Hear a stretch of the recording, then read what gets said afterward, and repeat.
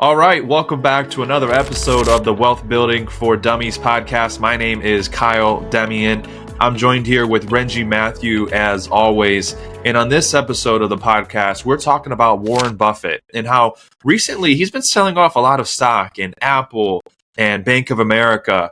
And a lot of people are thinking maybe that a recession is coming with it and a recession may be looming. And we're going to talk about our 2 cents, what we think about it and what it means for you and I as retail investors and individual investors, and what we can be doing to potentially protect our money moving forward. So, Renji, the first question I have for you, and I'll toss it over to you, but should people be worried about Warren Buffett selling off a lot of stock in Apple and Bank of America? So, one thing I like to say, if you're wanting to be wealthy like a certain person, follow their actions and see what they're doing, right? So Warren Buffett is a good example to follow, right? So especially being one of the wealthiest people in the world, if he's taking certain actions, maybe look into why he's doing that. You know, I've talked to a few people that just does the same thing he does and they're wealthy too. They might not know why he's doing it or anything like that, but because Warren Buffett, he himself and he has teams of people that does all the research, that looks at the companies they're investing in, and they look at it in depth and in detail. You know, they read the SEC filings and all those paperwork that we don't really care to look at, right? Because that's what they do mostly. And that's why they're so wealthy, because they see things that other people don't. So it's a good thing to check them out to see, hey, does this make sense for me to do? Because everyone's goals are different. None of what he does is one size fits all.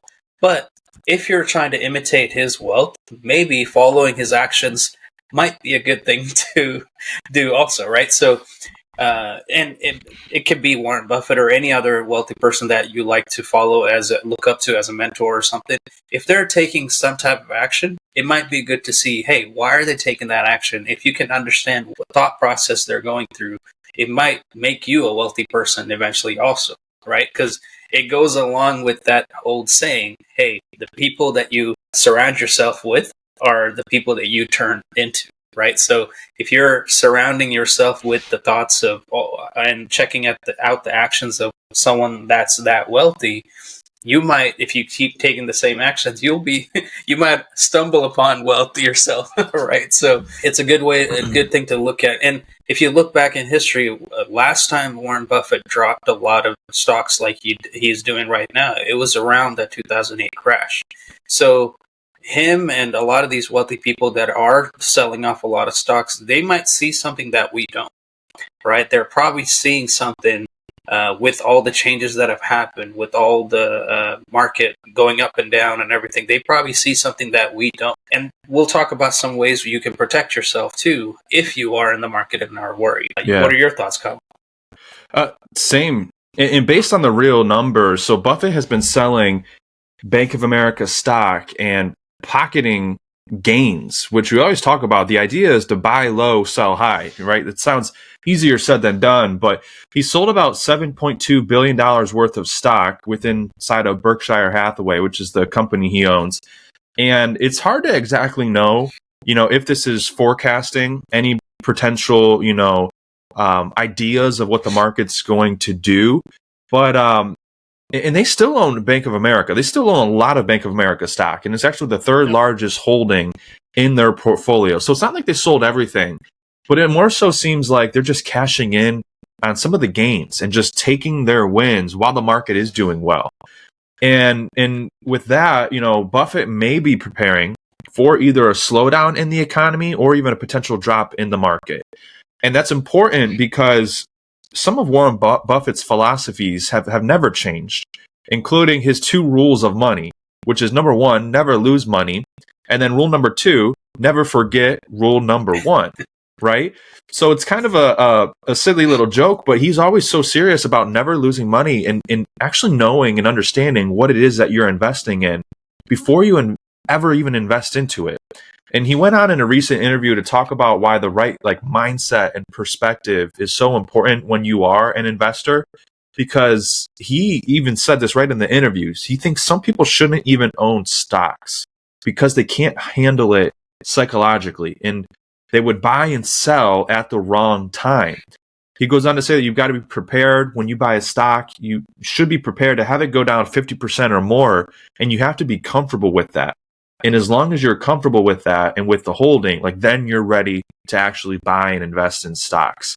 Then he also goes on to say that like anytime you do go to invest, it's going to be scary. There'll always be something to worry about in good times and in bad, but you must forget all about it, cut it all out, and just simply own good companies or own turnaround companies. Study them and you'll do well. So he talks a lot about studying and making sure you never lose money.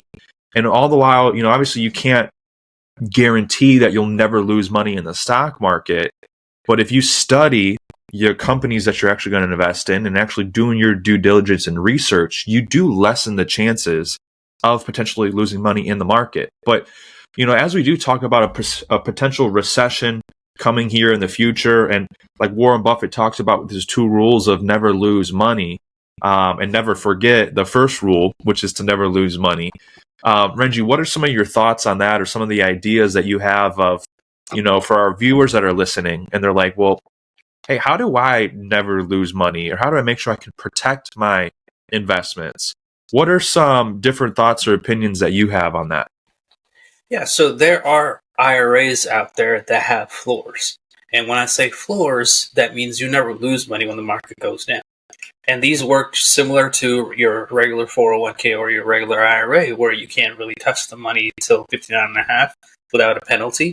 But imagine, we've talked about this so many times, about the break-even burden. Imagine if the market goes down 50% and you started with 100,000. You're at 50,000 in the market now. Now when the market goes back up 50%, a lot of people think they'll be right back at 100. But 50% of 50,000 is only 25,000, so they're only at 75.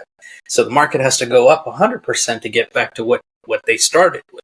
So if you had, on the other hand, an IRA with a floor that you don't ever lose money in, if the market goes down 50%, you're still at 100. Now when the market goes up 50, you're at 150.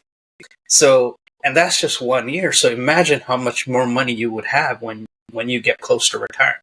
Right. And that's just one option. And I like how Warren Buffett talked about mindset, because we talk about mindset so much in this podcast.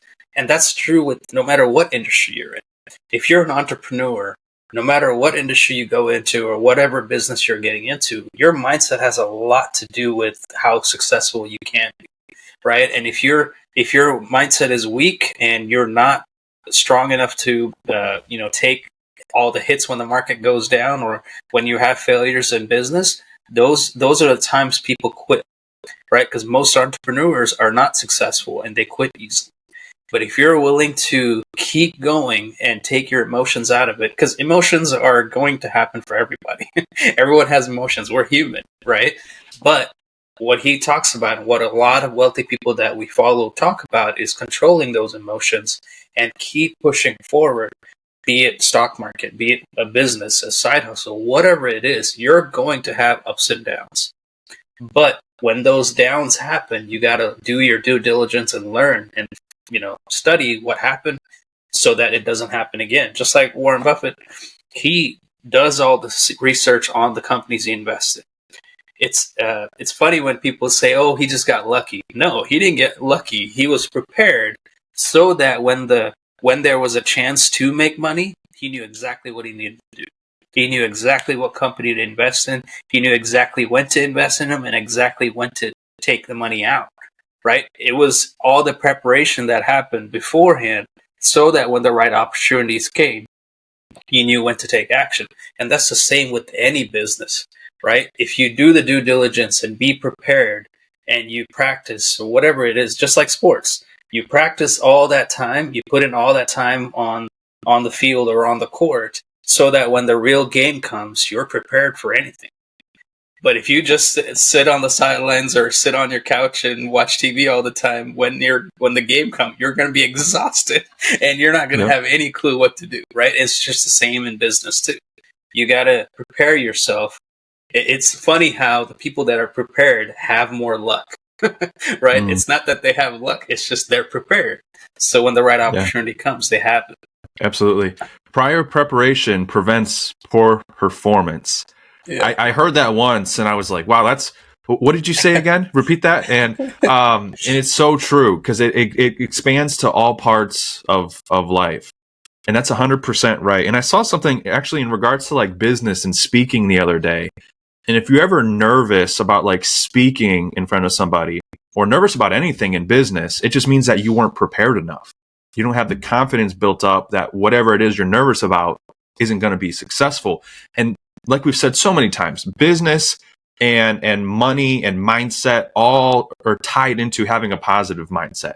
Business, money, entrepreneurship, investing, right? It's all tied into having a bulletproof mindset, having the education and being prepared. So, with that, of course, not all one investment or retirement account or recommendation is best for everybody, right? Everybody has different goals, different timelines, and, different aspects going on in their life. So what's right for you may not be right for the next person. So if you guys are at all concerned about market volatility and what's going on in the market, what's going on with Buffett, and or if you just want to learn about some other opportunities that, you can actually grow and start accumulating money safely, that's what Renji and I help folks with, and we could potentially help you. So we'll have a link below this video here in the comments where you guys can reach out to us and schedule a call. And with that, Renji, anything else that you want to wrap up our podcast with today? Yeah, just like you mentioned, nothing is one size fits all.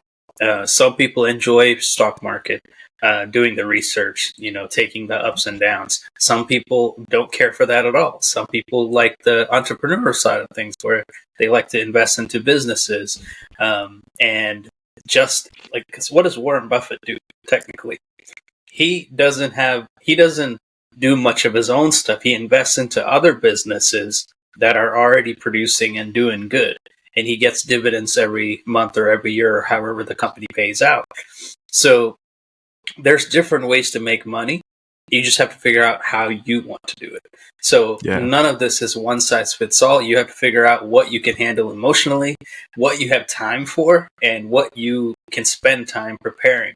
So everything is different. Every option is different for everyone. Some people see one thing one way, while someone else can see it totally differently. So nothing is one size fits all. And this is where maybe having conversation can help you figure out, hey, what do I actually want to do? What is my goals? What is my end goal in doing any of this? Having those conversations with a mentor that you look up to, or even with us, it's not a bad thing, because at least maybe we could tell you what not to do.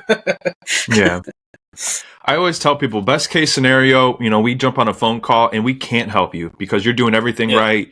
You're comfortable with where you're at. And then your retirement projections show you that you're going to be able to retire with more income than you have currently while you're working. And obviously those are some of the best calls to have, because we're just validating and saying, hey, you're one of the anomalies. You're doing everything right. Keep doing what you're doing.